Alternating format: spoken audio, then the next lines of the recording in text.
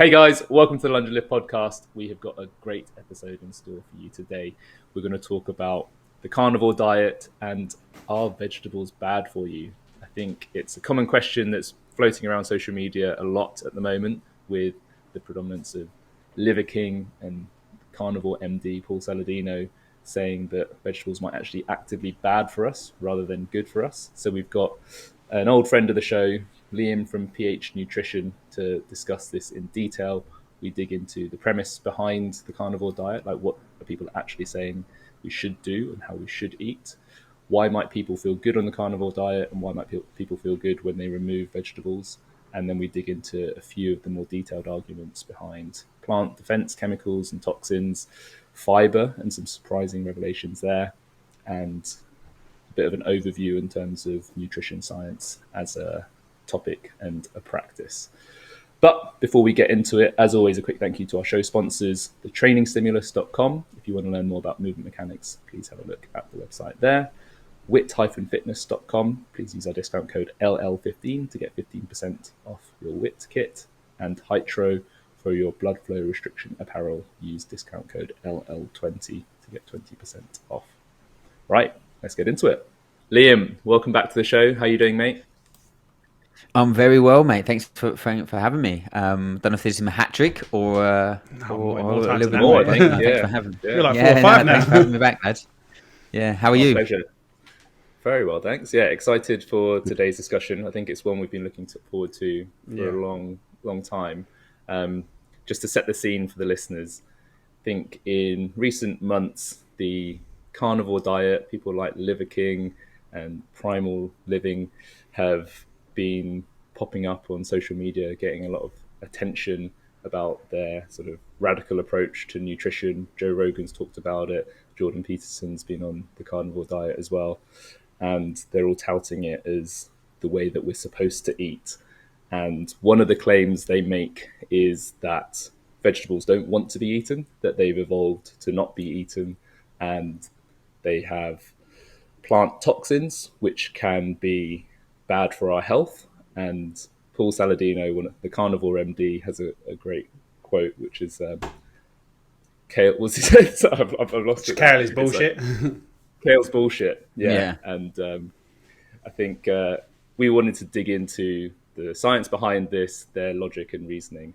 So for a bit of context as well, could you please give us a bit of background on the carnivore diet, Liam? Like what is the overall premise that they're the overall premise is to remove all plant-based foods and only focus on animal-based foods and products. So I think there's a lot of different kind of ways that people can approach the carnivore diet. I've seen a lot of them, now coming out saying I don't eat chicken, don't eat seafood, don't eat dairy, but others are like they include dairy but they ferment it.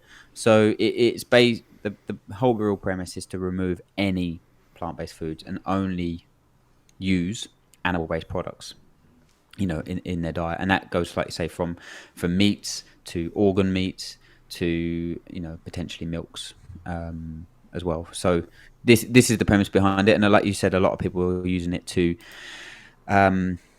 improve certain health markers, lower disease risk, etc.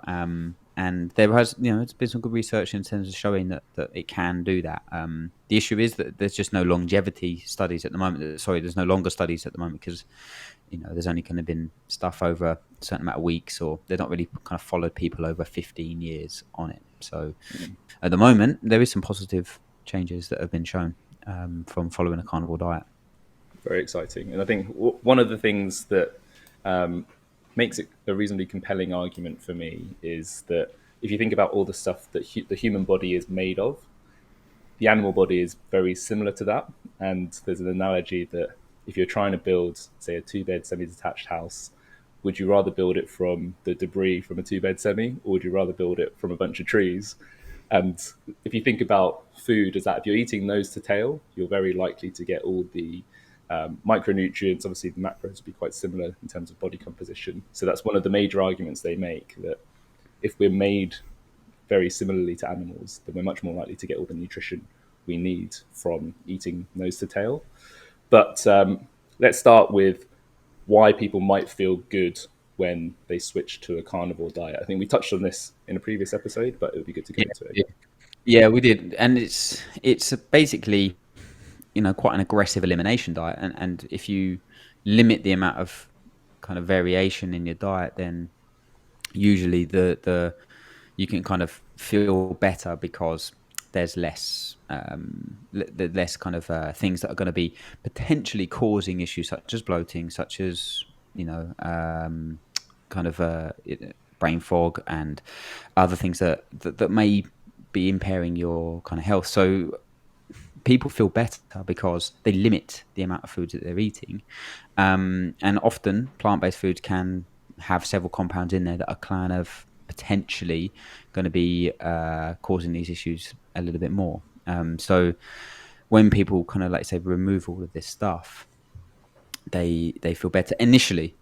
And this is what I find at the moment, that there's no longer term studies on this. When I say like longer term, more than a few months. So I do think that people can feel better when they remove these things such as lectins and phytates and stuff that people may have heard about, and FODMAPs that are in kind of predominantly plant-based foods, and they're not in animal-based products. I think one of the main issues I think that everyone has at the moment with, say, the more animal-based carnivore approach to eating is when people talk about studies, is that's what everyone's looking at to link to, and they're not necessarily taking people's experiences as gospel, because one person's experience doesn't mean it's going to be the same for another person. And because I know from because I've done loads of looking into this as well, because it just interests me. When I said there, it feels like something that we should be doing, and we've strayed away from. Like, should we have so much options? Should we have so many choices for all these different types of foods that do taste amazing? So it's like for me, who I have a bit of an issue with food. I think about it a lot. I'm constantly thinking about food, rather than just most people can kind of just get on with it. So I have this whole emotional side to food rather than just the practical side of eating. So for me, the animal-based approach kind of helps take away some of that decision fatigue, which we've spoken about before. So it makes me feel better about just eating in general. But when I've done some of the reading into it, it's like there's so many people that have been doing this for, say, 30, 40, 50 years, and they've been sweet, and they're still like cracking on, and they've been doing this all their life, and they're now into their, like, say, 60s and 70s. And they've been a proponent, and that's mainly carnivore, just straight, like, literally just eating meat, not necessarily animal-based. So now these are people that are saying, like, yeah, I'm feeling great, and they're all good. Their cholesterol's all good. Everything's where it should be, and they're thriving in life. So they're now not going to listen to anyone else saying otherwise, and they don't need a study to tell them that this is the right way to eat, because they're feeling great. And I think this is where we always look for studies to kind of bash on other people to say, like, no, if you want to eat this way, you shouldn't be eating that way, because the studies don't say that. But if they're feeling good, then maybe they should keep doing what they're doing. No, I agree. It's, like you say, people. When I say there's no long-term studies on it, people have been doing it for ages. Arctic populations, generally face, that they've been eating, predominantly a meat-based, fish-based diet, but they don't have the situation. They don't face the same stresses as we do in industrial societies, like pollution and processed foods and etc. And if we evolved, if we look back to evolution, we didn't have blueberries from Chile. If you lived in London, you didn't have broccoli and things from Spain. Like, it's so. What is causing us issues? Is it the food, or is it like all of the chemicals that are there used to preserve them, and etc. So, and are we exposed to all of these random foods that we wouldn't have been exposed to, our ancestors wouldn't have been exposed to? So we don't have the gut microbiome, we don't have the enzymes to be able to digest them efficiently. So you're adding these things in, then there might be, that's why certain people react to certain things in a different way.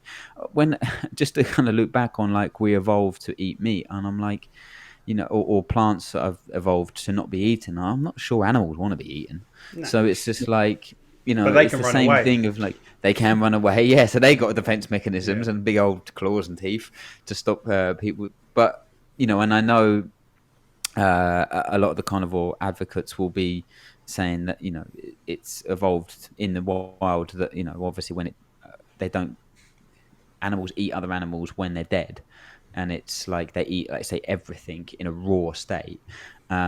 What's your when you've been doing it, Rob? What have you kind of talked about in terms of cooking the actual So meat and the I organ cook. meats? Yeah, so I medium rare is always all my steaks anyway.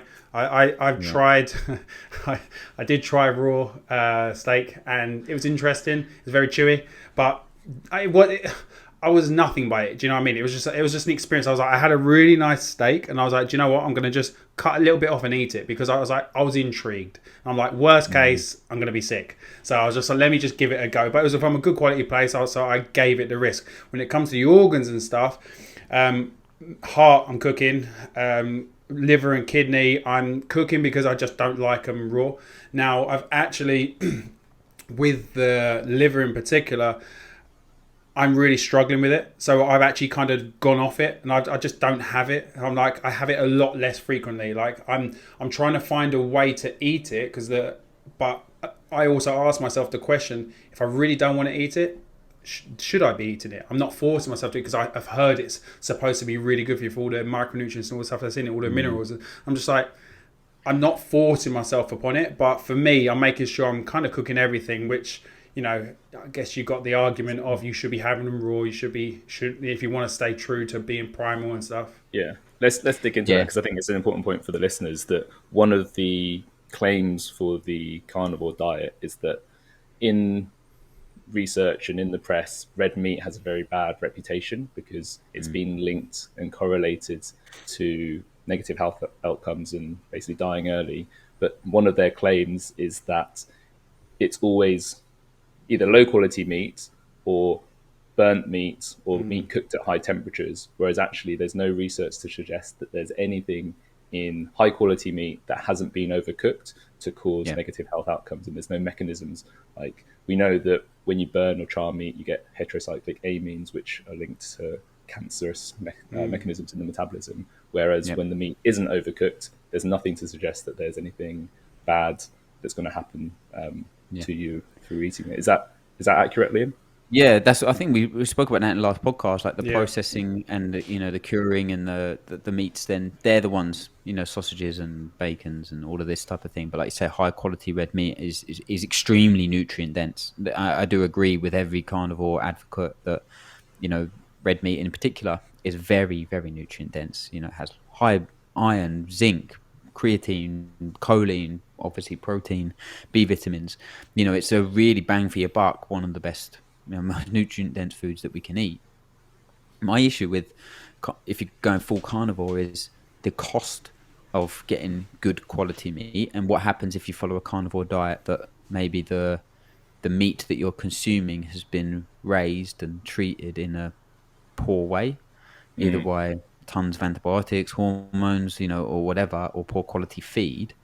Are they going to reap the benefits of the carnivore diet as much as someone who's eating really high omega-3 rich foods and raised in a good way? I don't know. I couldn't find anything else about that. Do you know what I mean? So it's I know a lot of carnivore diets again are coming away from. So again, you're going down a rabbit hole of okay, well, carnivore diet is a bit of a blanket term. It's now getting a nuance around that. I get that a lot, and I do you know, because the cost side of things, actually, I try to be relatively savvy when it comes to how much we spend, and I've found from eating more animal based, I order my meat either online from like grass-fed, grass-finished type style butchers. So they to keep it like eco-friendly, they go from a bunch of different farms. So they they post it to you and all that stuff. So that's where I get more organs as well. Or I go to a what's it called, ginger pig, or my local butchers. So I try and keep it there rather than necessarily from the supermarkets. So even though that meat so I pay say £6 for 500 grams of mince, compared to in the store maybe it's £4. But I'm then not also buying all the extra stuff in the shop, which I would normally buy if I wasn't being restrictive. So my cost of expenditure on probably less protein supplementation, less say fish oils and all the other stuff, overall it probably balances out for myself. I do still take a fish oil. I do still take vitamin D, even if there is enough in these things. I like to take that because for me, fish is an animal, and vitamin D, why not? So it's not. It doesn't cost too much. So I agree with that. Yeah. So for me, the cost argument is like, I agree to some respect, but I think when you limit what you can buy, it does actually mean you can buy higher quality stuff and still average out the same. Yeah. Yeah. I agree. So let's take the costs out of it for a second. I want to focus back on the plant defense argument, because I think that's something that will be quite shocking to a lot of people. The notion that vegetables could actually be bad for you, because I think when you're growing up, it's literally a phrase: eat your vegetables, like be a good person, be healthy, do the right thing. And the notion that they could actually be hurting us rather than helping us is alien to a lot of people. And I remember studying biology. We did a lot on plant defense systems, which I've mostly forgotten now, but I've done a bit of digging back into it to sort of refresh my memory on the different types of strategies that plants have. Because like Rob says, they can't run away, so they need to do something to stop being eaten. Because at the end of the day, Paul Saladino's right, they don't want to be eaten. Like their leaves are how they photosynthesize, it's how they generate energy. Their seeds are how they pass on to create their effective children.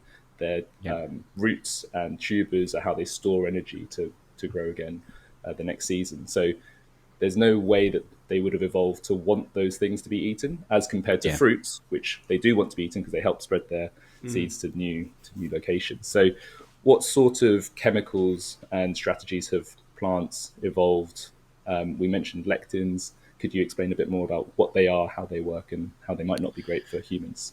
Yeah, there's several different compounds. Well, obviously, defense mechanism could be external, like skins and and stuff like this, like that can be protective of that plant, not wanting to be eaten, or like say toxic compounds, or even like nettles is a basic example. It sting, you don't want to go near it, you don't want to eat it. But now people boil these down and remove the cooking methods in a way, and now nettle is probably in Michelin star restaurants and people are eating them.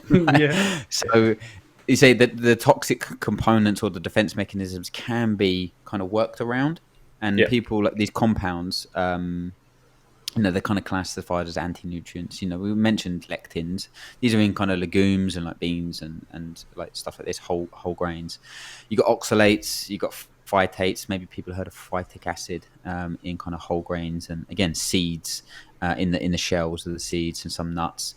Tannins, glucosinolates, and goitrogens. These are the kind of in like cruciferous veg, like broccolis and cauliflowers and kales and cabbages. So all of these are kind of built as a bit of a defense mechanism, certain compounds, but then they can inhibit. Why they're kind of classed as anti-nutrients is they can inhibit the absorption of certain minerals, certain vitamins. So again, one of the advocates for carnivore is that if you remove all of these, then it helps to increase the absorption of these, zinc and magnesium and iodine, and calcium, and so this again is more beneficial for health, because with plant-based foods, they're not in animal-based foods, they're only in plant-based foods. So if you're eating an abundance of vegetables, meat and 2 veg, with these anti-nutrients are going to stop the absorption of the iron and the zinc and the calcium and the iodine that are in animal-based products. So that's where people are like, well, let's just remove all of those as well. However, like I said there is ways to get around this. So a lot of vegans and vegetarians would know the process of sprouting and soaking and fermenting and boiling, and these types of things can break down these defense mechanisms that these plants have, and increase and kind of not remove these anti-nutrients completely, but help to lessen the effects. So this is definitely something to get around. That's similar to why sourdough bread normally is a lot easier for people to eat rather than say store-bought bread, because of the fermentation. Obviously with the sourdough process of that, it helps with the digestion. But interesting. But also going on the carnivore diet, like why I asked you about what the process of cooking is for you, is that there's issues with the way that meat's cooked, and organ meat in particular, with vitamin C and everything else. Like if you're cooking it, to sometimes move in life because people don't like the taste of it. Like a raw kidney for most people isn't an appetizing thing, or liver. So again, these types of things can be detrimental to the nutrients that are in animal-based products. Like Ash said, if you're charring stuff and carcinogens and everything else can be increased, then there's going to be issues. So there's a bit of things from both sides in terms of animal and plant-based product, but there's workarounds. Low and slow cooking, and then like like soaking and sprouting and stuff like that is definitely a workaround if you're going to include vegetables into your diet. But also, if you are really concerned about it, then you don't eat these foods together. So you can remove it and have that variation across the day in your diet. So my question, my question just to that then is, if you're saying about the fact that there's workarounds, is why should we be working around them? Why don't we just negate them and just not have to work around them in the first place? Well, there's a lot of benefits to vegetables other than these anti-nutrients. So we need to work around them because, it's pretty much. I know a lot of carnivore diets would, people would be saying no, and this is the whole discussion. But there's there's tons and tons and tons of very beneficial compounds that vegetables and fruit offer that animal products don't. So you can't get antioxidants, phytochemicals, polyphenols from animal-based products. Well, this is where I guess when we start to, I think if we can kind of clarify them, because and I know Ash is quite a fan of this as well, but I'm more of a fan of an animal-based approach where it's not just carnivore, where it's just eating meat. It's now eating meats and fruits, because then you're getting all those health benefits from, say, fruits, which aren't then going to destroy, be taxing on the body. And we can then get the energy, so we can get the carbohydrates. We're getting honey as well coming from bees. So we're getting plenty of carbohydrates from natural sources, having then the meats, so the proteins. And for me, it's where it's felt the right way to eat. And I felt really good on it. And Hannah said to me the other day, she said, you said to me, you go, I feel great. And she took that on. And I haven't said that in a long time. I actually just started to feel really good. And I was like, I'm all for. I love a burger. I love a real burger, chips. I love it all, right? And I don't like to be the awkward person going out, and I try not to be. But for me, how good I felt, I've started to feel whenever I do start to now not necessarily have vegetables, but have other foods outside of, say, more of an animal-based approach. I've definitely felt the negative effects on it a lot quicker. Because I think I was so blunted to the feelings of everything else, because where my diet was so diverse, shall we say, I didn't necessarily get that feeling straight away from, say, eating, say, whatever I chose to eat. I didn't necessarily feel the negative response. Whereas now, when I'm starting to have other foods that aren't necessarily, for example, at the festival I recently went to, I chose to have a pizza because we wanted a wood-fired pizza, and because Chloe wanted some as well. So it was like, let's get a ham one. So we got one of those, and instantly I just felt my upper stomach just go like a rock, and it just felt awful. And I was just like, it was amazing, because normally I'd smash back a full Domino's large pizza like nothing and be completely fine. And I feel a bit bloated, but that was about it. Whereas now I'm like, geez. But that is, I know that's it. Yeah. But that's it, mate. You felt fine, but you didn't feel good. Yes, no, you accepted being probably less than optimal. Yes. So then now you've got a little bit better and found something that works. Now you're feeling that higher state of okay, I really feel really good. Yeah. And then when you go back to that, that's what you would function at a normal day. So I do agree with that. Ash, have you followed the more kind of meat and fruit then? Because just to caveat that, fruit has less of these anti-nutrients. Yeah. So, I haven't gone all in or strict on any of this yet, but I have increased my organ meats. I eat a lot of liver in the last literally 2 weeks, so this is very early days. But I have reduced my vegetables to nearly zero, and I still eat fruits and rice as well, white rice.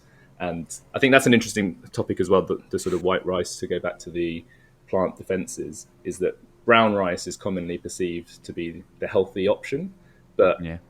in this plant defense line of argument, it's viewed as far more irritating to the gut because it still adds a husk on, which is one Yeah. of the ways that a plant defends itself. Yeah. So one of the Yeah. carnivore advocates would say, if you're going to eat rice, white, like soaked, clean, like washed, to try and get away from as much of this Yeah. protective stuff as you can, so that you can Stuff. get the good stuff without the. I'm the Yeah, same. yeah. Rice has been sweet with me. It's Yeah. settled fine with me as well.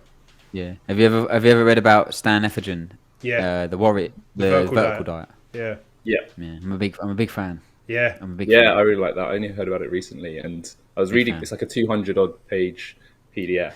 Yeah, but like he breaks it down really simply. Yeah. Then he explains everything. One of the guys who coaches Elliot and Jay, Andy Edwards, who owns Dragon CrossFit, put me onto it, and he followed it for a while and had some really good results. But again, very kind of similar process in terms of like at making things that are easy to digest. Yeah. But he does include certain vegetables. I think he includes carrots and something else, some fruits and stuff. But again, things that are going to give you the most bang for your buck, but aren't like, say, like all of this diversity. Now, I think it's interesting when you're saying like removing vegetables. I do think that, you know, I'm on the fence here, right? So Yeah.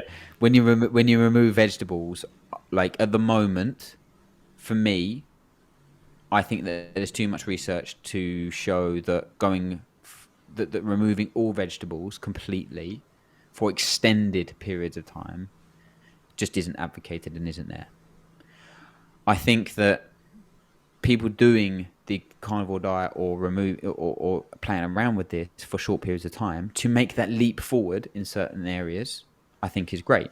You know, obviously it's very low carbohydrate. So is it that the benefits are you're improving insulin sensitivity and actually losing a little bit of weight because you're and increasing your protein intake, rather than it just being, you know, just that it's the meat that's improving? It's actually the insulin sensitivity, and that's why all of these health markers are improving. So when we argue about we don't need fiber, we don't need, you know, things from vegetables, I'm not too sure at the moment. I think there's benefits. You know, I know a lot of people that have gone on carnivore diets that have really struggled with constipation for a number of weeks, and I'm like, well, that's not good. It does normalize itself, but the body's really adaptable. Yeah. So I'm like, it adapts, but then okay, so what is it going to do longer term for that? You know, This is where that's I one of do the craziest think things I heard about the constipation was that everyone thinks of fiber being good for bowel movements, but if you eat too much fiber, you can get constipated. And there's actually a study where people with constipation who removed fiber, 100% resolved their constipation, all of them. Ash, could not agree with you more. Because when you mentioned about white rice and brown rice, I think we did an Instagram post about it saying, feeling bloated, maybe you need some white rice. And it got a lot of traction because I was like, imagine if your daily diet was, well, I'm going to swap my whole meal, my cereal for, you know, high fiber all bran in the mornings, and then I'm going to swap my white rice, like whatever, for brown rice in the day. Then I'm going to make sure I get tons of fiber from all of these chocolate, you know, these protein bars that are now high fiber, you know, and have all of these sugar alcohols and all of these other things in, chicory root fiber and stuff. And then in the evening, you're eating a massive bowl of veggies. And I'm like, what? Like, the reason is because your fiber intake is through the roof, you know? So you don't need brown rice every time. Like, white rice is relatively easy to digest. So, you know, if you're feeling bloated, then maybe the white rice is the way to go, or the more refined carbohydrates is the way to go. Because if you're already eating an abundance of vegetables, it's maybe not the vegetables that's causing it. It's like, say, all of these other kind of whole grains or other things that you're including. So I definitely think that people are taking a bit of a step back and not demonizing this type of thing. Because again, you've got camps and you don't eat refined carbs, and then you've got people going, well, the the carbs that you need to eat are the ones that are easy to digest. I think I do agree. Mind blowing. Excuse me. For a lot of people, the notion that you could improve your bowel movements by reducing fiber, that seems the opposite of the way that it's exactly pushed. And I have a friend who's got Crohn's disease and has had some bowel issues. And when they play up, his advice is zero fiber. Like he's not allowed fibrous vegetables. Like I think they call it a low residue diet, basically, where everything Yes. is just closer to paste than like adding bulk. And that's kind of the argument for including fiber, is that it provides bulk, which helps with bowel movements. So it's very confusing, I think, to understand the role of fiber in bowel movements and digestive health, because we're kind of being told both directions now. What do you have any practical advice for understanding what level of fiber is right, if we need it at all? Yeah, I mean, well, the RDA is 30 grams, isn't it? But I think some of these things can be blown out the water. I think one of the protein bars is like 15, 20 grams of fiber, and all of these, like, net carb cereals and bars and everything else. So like people blow this out the water relatively easily these days, I think. If you're struggling with it, like you say, it's got to be looking at the different types of fiber, soluble and insoluble. And obviously soluble dissolves in water, forms a gel-like substance, and this is really good for cholesterol levels and lowering blood glucose and help, stuff like this.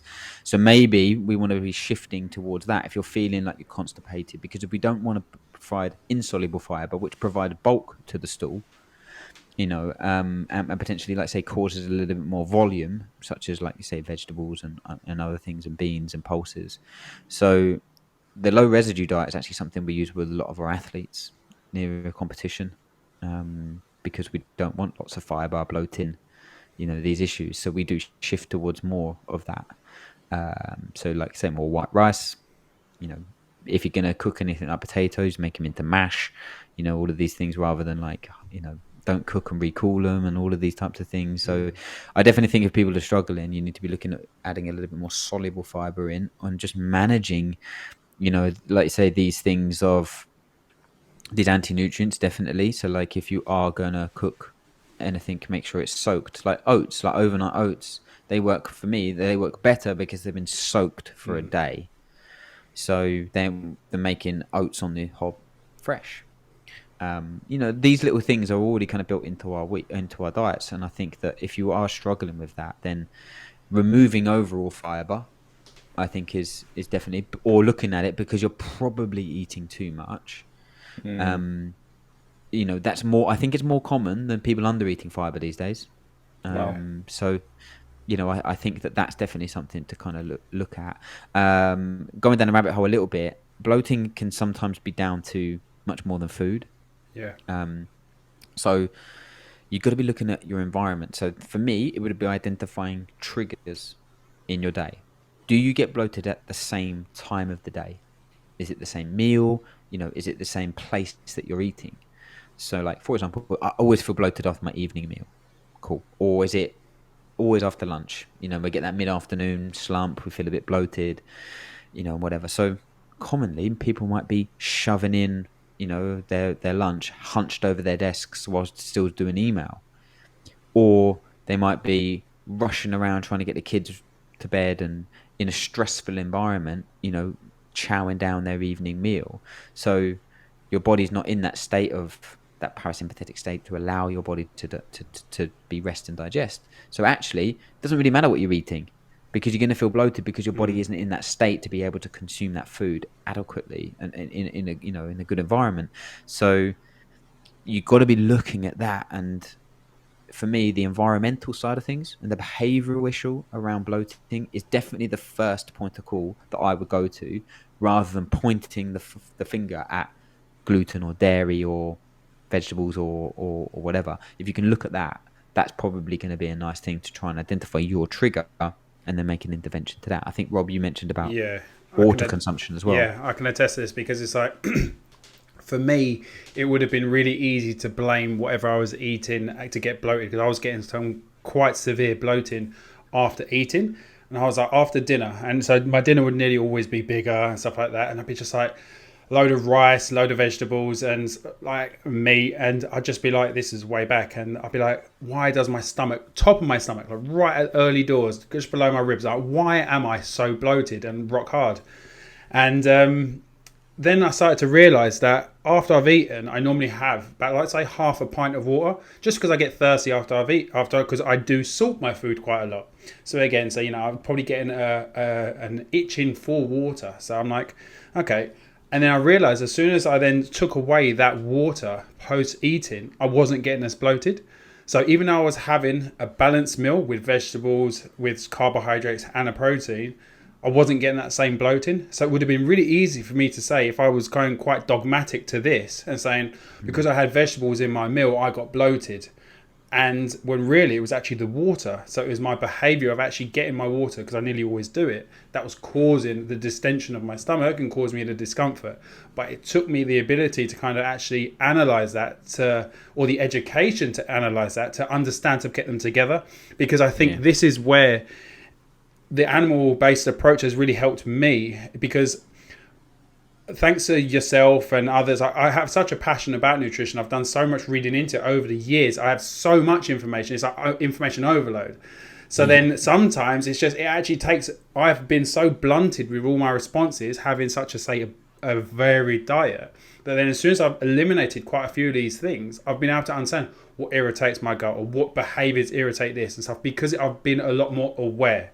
So the behavioral side of eating more animal-based has probably been a much stronger draw for me than anything, because it's helping me change behaviors long-term.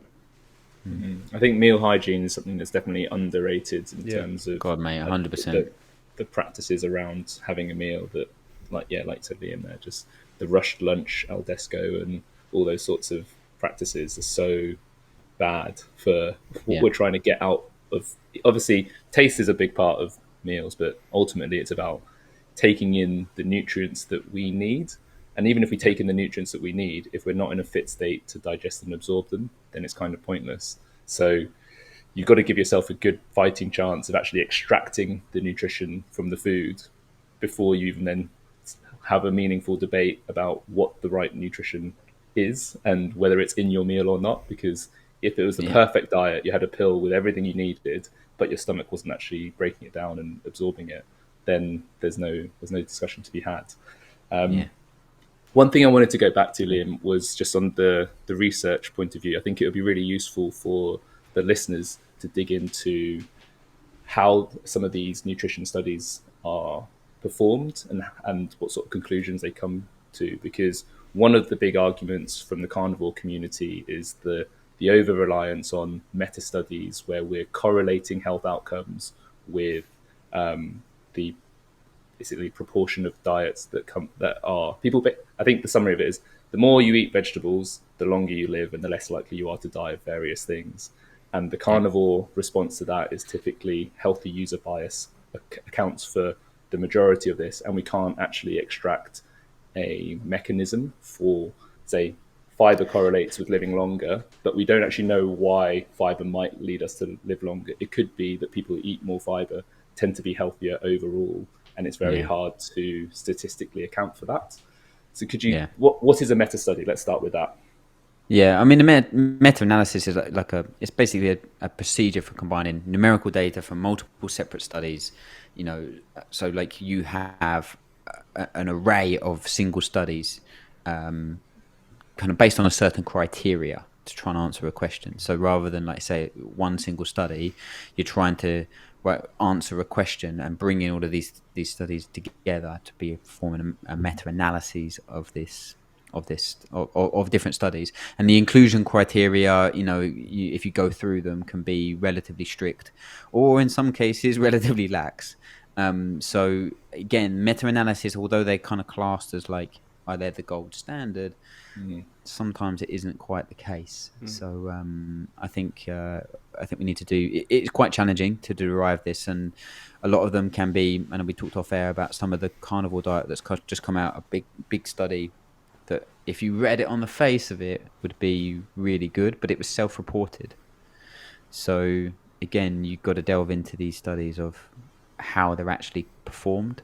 I think we mentioned about this on the previous study, like deriving the actual answer of the mechanism of why certain things happen.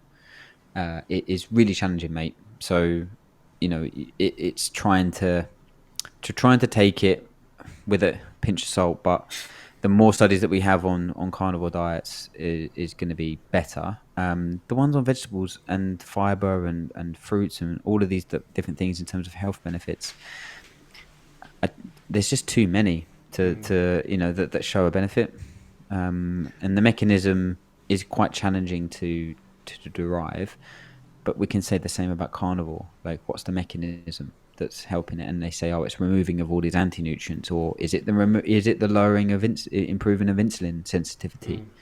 Is it that they're losing weight, and actually losing weight has been proven to be one of the best things for overall health improvement and improving health markers, because people are losing a little bit of weight and they're not obese. So is it the carnivore diet, or if you just put them on a reduced calorie diet, would they have elicited the same kind of reduction in their health markers? So I don't know. It's quite hard. Problem is as well is who's going to pay for the studies to tell people to essentially eat less in the supermarkets and just go to your butchers and get your meat and your fruit from your grocers. Do you know what I mean? It's like it's funding's hard. Funding's really challenging for a lot of these studies, and that's why meta-analysis studies become a little bit more popular now, because you don't have to do funding. You can just collate all of the other studies that have already been done and try to extract the data. But again, there's lots of flaws on these. Yeah, I think that's the challenge with nutrition and lots of other fields as well, where the metabolism is so complicated. I may have mentioned this in a previous podcast, but I remember doing a tutorial in biochemistry when I was at uni, and on the wall the guy had a poster which was probably 6 pieces of A3 stitched together with all the cellular metabolic pathways. So you'd have all the different substrates and chemicals we know and how they interact in various different cycles, and it was literally like a solar system, like the stuff that we knew, and the connectedness of so many compounds, and then they feed into so many different cellular processes. It's almost impossible for us to map what will happen to an individual when there's individual to individual variation, considering how complex these chemical pathways can be. So when we're trying to figure out the impact of various diets on the human body, I think the meta-analyses are almost like an easy way out to say, we don't really know what's going on, so we'll just see the correlations. Like when people eat more of this, what happens? When people eat less of that, what happens? But for me, it's just so hard to buy into that, because we know that you can correlate almost anything. Like you can correlate the predominance of like synth music in the 80s to AIDS becoming more prevalent. You know what I mean? Like you could probably correlate that in terms of frequency, and that doesn't mean they're related at all, hopefully. But that's sort of the logic that we use in these meta-analyses. And I think having a bit of almost like a principle-based approach to say, what does the human body actually need? Like, what are we sure of that we need? What are the actual macro and micronutrients that ensure we can live healthily and we can perform optimally in whatever we choose to use our body for? And what are the things that we know to be bad for us? And if we proceed on that basis, almost like step by step, is this good for us or not? Is that bad for us or not? What foods have what in? Then it sort of starts moving the conversation forward, I think, in a little bit more of a logical way. But it's like I say, it's very tough to actually perform those studies, because it requires people to be isolated and their food to be totally controlled for extended periods of time, which just isn't realistic. It's not realistic, mate. Yeah, absolutely. I do think there's been a shift.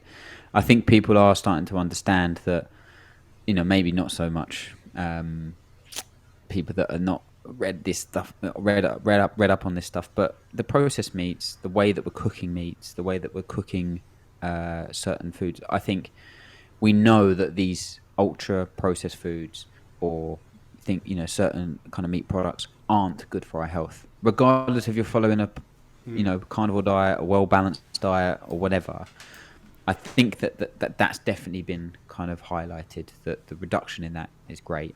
Like you say, now the rise of this is of this more kind of meat based and animal based stuff is kind of challenging the real abundance of research out there that shows that fiber intake at certain levels and from fruits and vegetables or whatever can be very beneficial for lowering disease risk. And so I don't know, it's challenging it, but there is such an abundance of research out there. So I do think that, say, in a logical format, we are moving forward to identify that certain products are good and certain products are bad. We want to limit them as much as possible, like I say, rather than being polarized in terms of removing them completely. It's challenging to say, but I do think it is moving forward. But like I say, it's with anything, we get lazy reporting and lazy analysis and lazy recommendations, and that's what annoys me. It's just like, I think one of the videos you sent across to me, mate, was this with a guy on YouTube, and he was talking about why why vegetables didn't improve gut health, and he was talking about a thing called alpha diversity, which is kind of basically like, the higher alpha diversity is a marker of gut health, and people that followed a plant-based diet or people that followed a carnivore diet didn't change. There wasn't any difference. So he was like, a plant-based diet doesn't increase alpha diversity, it's not better for you in terms of improving gut health. But alpha diversity is basically like having, if you've got one community is like 3 circles, and the next one's 3 circles and a square, and then the other one is 1 circle, 1 square, 1 triangle. That one with the 3 different ones has a better alpha diversity, has a higher diversity. The problem is that gut health is so much more than just diversity. There's abundance, there's inflammation, there's integrity, there's infection that we want to be addressing. And again, that for me, I think it's just lazy clickbait stuff to be going, well, it didn't improve alpha diversity, so therefore it's not any good. And that's literally the video is what he's saying. And I'm like, okay, well, what about everything else that it offered in terms of that? And this is the issue I have with it. And for me personally, I will always eat vegetables and I will always eat fruit, but I would always eat meat and fish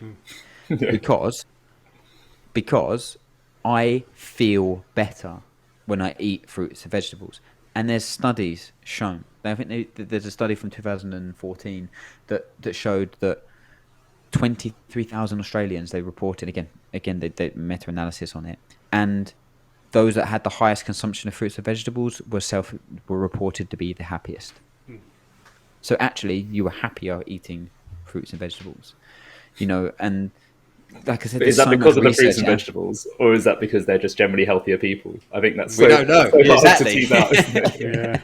We don't know exactly that. Like we can't ever say. Like again, this is one of the flaws of the research. But yeah, like it's one of those things. For me, I know that colourful foods have so many kind of effects on our cellular physiology.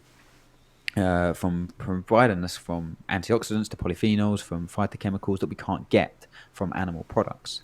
So for me, I feel better generally. My gut health feels better. I feel better. I feel that I generally function better when I'm eating more, not necessarily diverse. Yeah. I pretty much stick to certain vegetables, and I think this is maybe something that people can kind of take away. Yeah. Like I have, I eat certain vegetables. I don't really kind of, go outside of those. Maybe kind of 5-6 vegetables that I kind of eat on a regular basis, because I found that they make me feel good. I don't feel bloated. I don't feel too it's not too much stress for me trying to kind of make all of these different things. But I know that there's an abundance in them. There's green and there's red and there's yellow and there's purple and there's white, colors in there, because they all offer different benefits. They all have different compounds in them that are going to provide my body that I think, as I'm aging, as I still train hard, I require them, because I think that's a beneficial thing for helping me to lower oxidative stress and provide my body with lots of different things that animal products necessarily can't. Brilliant. I think that would be a really useful takeaway for the listeners, because they'll probably come out of this thinking, shit, vegetables are now a minefield. So what are some simple tips you can give in terms of which ones are least toxic and which ones are most nutritious? I think that's probably the 2 dimensions that are easiest to break it down. Yeah, you can search this. There's lots of kind of, I think it's the ANDI index and antioxidant nutrition density index. There's lots of different things out there now, but herbs and spices are up there by a country mile. So getting herbs and stuff into your food is definitely something that you want to try to include. You got things that you got certain foods that offer a kind of the most bang for your buck, and you got kind of tomatoes and cabbage and carrots, and these things from a vegetable point of view, they're the kind of highest. And then you've got things like blueberries, like dark coloured fruits, blueberries and blackberries and cherries. Kiwis are really, really kind of nutrient dense as well. For me, I think that potentially people need to kind of be aware of maybe FODMAP foods. This is something that maybe some people have heard of, and if you can kind of find what works for you, I think that's definitely something that would be beneficial. So rotating through different vegetables. And I know, Rob, you mentioned about finding that water didn't work for you in terms of bloating. For me, removing kind of the volume of broccoli and potato cauliflower and other things that I was eating has definitely helped me to feel less bloated. So I use slightly lower fiber. There we go. We're hammering fiber again. Slightly lower fiber veg. Tomatoes, cucumbers, peppers, these types of things, spinaches. These are slightly, I find it a little bit easier to digest for myself. Slightly lower FODMAP, so not eating, maybe the peppers are, but you can remove them. And then for me, I think it's just about figuring that out and not adhering to like, oh, well, I've got to follow a FODMAP diet or I've got to remove vegetables completely, and I think having a diverse approach to vegetables and fruits is good, but don't have a massive wide ranging. I've got to eat all these different things, everything, every single week. I think if you can kind of hone in and make sure, like, if you're eating the same thing every day, and that's cool, but if it's diverse within that day, then you're winning. So that's what I would encourage people to be doing is to try and get a little mini rotation on a regular basis, and then slowly kind of add anything else in, and then you can figure out if that's a good thing for you to add in, or if it's a trigger for you to feel a certain symptom. That's one of the things that I think really stood out to me there. What you said was how good you feel. And I think this is one of the key things that, from looking a lot more into like the animal-based approach of things, how like using Paul Saladino as the example of, he says, are you thriving? If you're thriving, don't change anything. And this is where it's when you get the camps of saying you must eat like this or you must eat like this. This is where the issue is, and this is where I think it becomes a minefield for people, because there's so many you need to do's, rather than how about stepping back and seeing how, taking some self-conscious thought, how do I feel? Like when I said, like, one of the main reasons why following a more animal-based approach, how good I've started to feel, doesn't then means I'm not eating vegetables anymore at all, because I like a stir fry. I like vegetables. I'm not going to not eat vegetables again. What I'm noticing though is becoming more aware of what I'm eating, forgetting the elimination of things, but being more aware is helping me make better decisions. And then I'm understanding more about how I'm feeling. And I'm not then telling people you should not be a vegan or you should not be a carnivore. I'm saying, like, maybe if you're feeling a bit meh and like you've got no drive for anything, or you're feeling pretty fatigued or anything, maybe take some of the decision fatigue out, which we've spoken about before. Maybe follow an animal-based approach where you're having some meats, if you eat meat, some meats and fruits, and then introduce things back in. For me, I've now noticed eating sourdough bread, for even though how much I like it, I feel the difference after eating it. I do feel a bit more sluggish. So I save that for a Saturday morning with Hannah, and I get a really nice one from Gales, and we have that there. I now don't have sourdough bread during the week. I save it for the weekend, and then so I understand that I'm going to feel a little bit more sluggish, but I'm making that conscious decision for the experience of my lifestyle, having a nice breakfast with my wife and my daughter. So that's now the risk reward. I'm taking that. I'm making a conscious decision, and I think that was really key when you were saying how good you feel. Don't change anything. But that's been an evolution. I think you two guys are very much in that mode now. I think, Rob, you maybe been guilty a bit jumping to a diet to diet in the past. Whereas I think now, I say this a lot, I know a lot of nutritionists would be like, I've tried every diet under the sun and I've experienced everything and now I've formulated a system that works. I'm like, I haven't tried every diet under the sun. I haven't gone keto. I haven't gone this. I haven't gone that. I've just slowly evolved for me what works through, and that's changed. And that will evolve. And I think Ash, I think you definitely adhere to this. Like I've seen you like slowly evolve and add certain things in and maybe align it to your environment, to your goals, to what you're doing at the moment.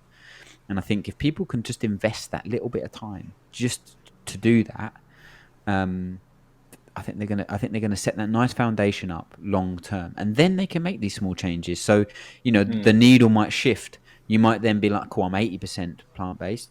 Oh no, I'm not. I'm 40%. Now I'm 20% plant based. I'm more 80% animal based," because for whatever reason, that's working for me. I don't know if that's as I age, you need more and more protein, so it's easier to get it. Like, all of these types of things become in because nutrition is individualized, and we need to identify that even though it's individualized from that person to person, that person's environment then changes and shifts. So everything should be fluid. But I like to have a solid foundation. So for me, I found that eating certain meats, eating eggs, eating, red meat, relatively frequently, but eating an abundance of fruits, dark colored fruits, works for me. I don't really get on with apples. I don't really get on with oranges. I don't really get on with, like these types of fruits, but I really feel good on the dark colored fruits. I also limited my veg intake to all of these different ones down to 5 or 6, but all of those are quite diverse within that. And I found that, that works, but that might not be what I follow in 8 months' time. Because something might shift. And I think if people can kind of just do that, I do think that then they can shift that needle along that, depending on how they feel, rather than going down the route of, I've got to follow an elimination diet for 6 months' time and then slowly add in one food at a time, and it's just not practical. Whereas if you can be like, well, for you, example, you can be like, I feel good on so whatever your breakfast is, identify, do you feel that you got brain fog after it? Do you feel bloated? Do you feel sluggish? Are you hungry 1 hour later? Do you get a drop in energy and need a coffee? And that meal probably needs to be changed. That you shouldn't react like that. The food that you eat should fuel you and, like you say, help you to thrive, not just survive. And if you can do that, then you chalk that meal off. Cool, I'm done. Happy days. I'll move on to the next one. And then you go through your day and then you go, cool, I've got 2 or 3 lunches on rotation that I don't feel like I get the afternoon slump. I don't feel that I need something sweet after that meal. And if you can do that, all of a sudden you build this foundation, and it doesn't take that long. Maybe takes a couple of months to do it. And what you have then is your diet. And again, once you have that, it's so much easier to manipulate it and change it. And whether that's going down the carnivore route, more animal-based, or including more seafood, or including more plant-based foods, more fruits, that's up to you. But if you have that nice foundation, it makes it a lot easier to do that. I think that's brilliant advice. I think in terms of a practical takeaway for the listeners, that the idea that you have your consistent foundations, like if you eat relatively the same things say during the week, it's like a scientific approach that you can change one variable and see how it affects you. So you add one veg or you take one veg away and compare it to how you normally feel, rather than do it like the wholesale change everything all at once. You don't know what resulted in the change that you felt.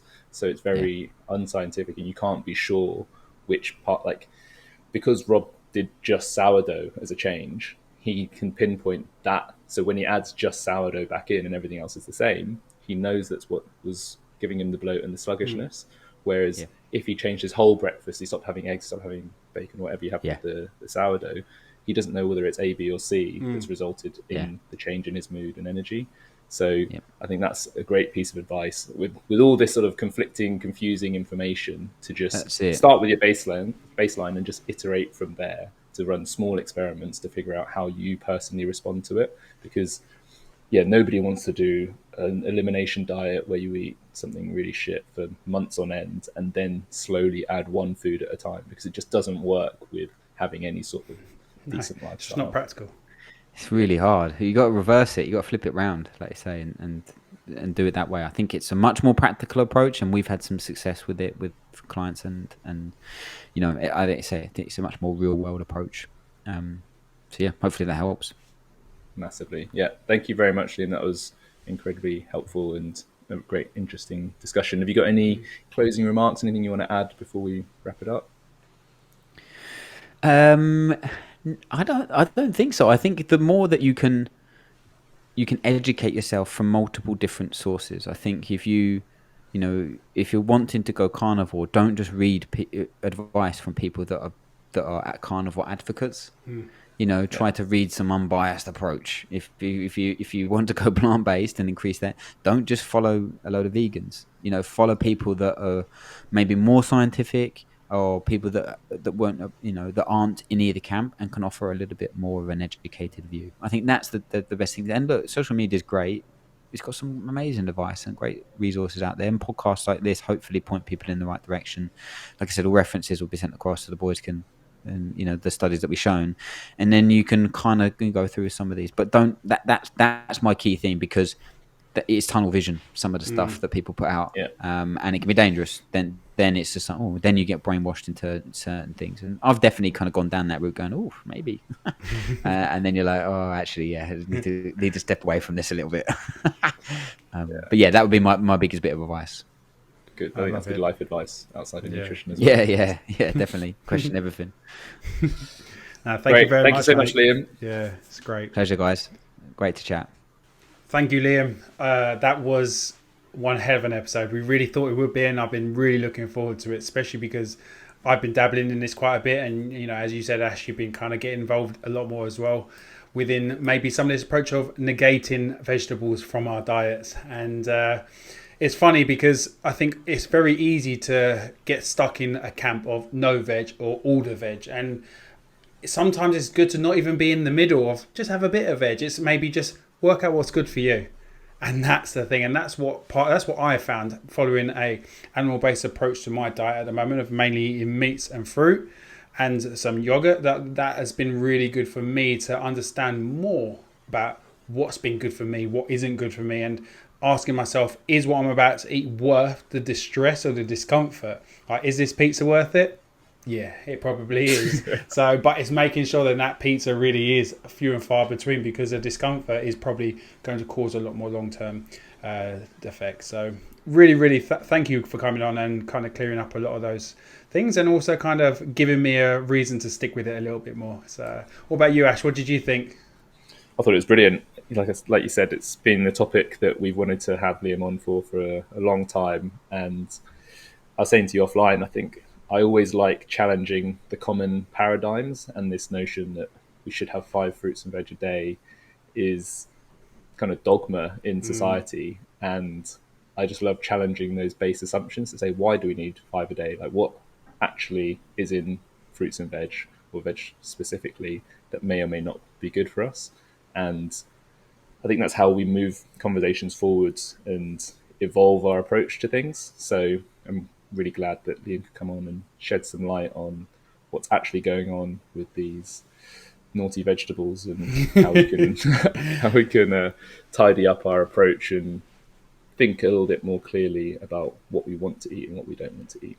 Yeah, and because it seems to always be this massive minefield that it just shouldn't be. It shouldn't be a minefield, but because we have so many camps and so many, this is the way to be best, this is that, and it gets so hard to kind of make your own decision, because you're trying to do an educated thing. You're trying to get in all the information possible, but when you are taking it from, say, just one crowd, or just taking it from another crowd, it's really hard. And then you try and take it from both, and then who's right? It's so blurry. So now, thank you, Liam. Again, look forward to you coming on again. We'll probably be having some other discussion to something else. But as always, if you did enjoy today's episode, please share it on social media. We'll definitely, any vegans out there and you want to kind of maybe give them some food for thought, definitely share this with them. But if you did enjoy it and you'd like to leave us a review, we would love to see a review on where you are listening to this. You can head over to YouTube and subscribe to our YouTube channel to support the podcast.